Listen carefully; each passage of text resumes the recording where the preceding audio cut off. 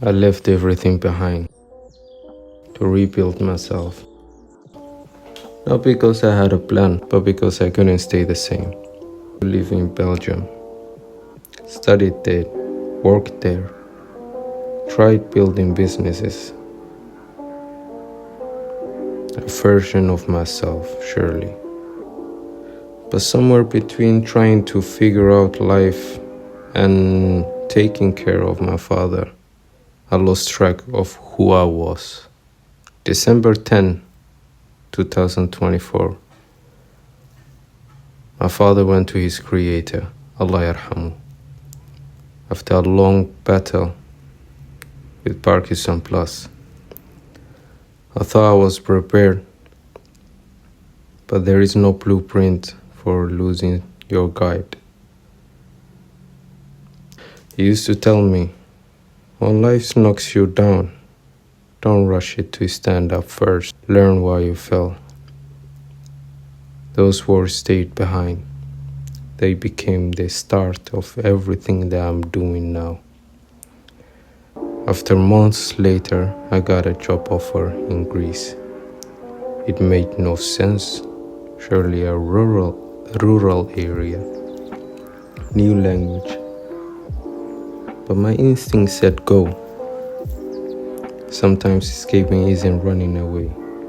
It's chasing a different battlefield, to which I went. About a month in, it's quiet here. Painfully quiet. Sometimes you ask yourself a lot of questions, but the silence has become a mirror. Every morning feels like it's starting from zero, rebuilding my faith, my finances, my mind. It's not easy. Some days I doubt everything, but for the first time in a long time, I am here, fully here. We think life gets easier if we just escape. If we just escape the noise, the habits, the pain. But you can't escape life.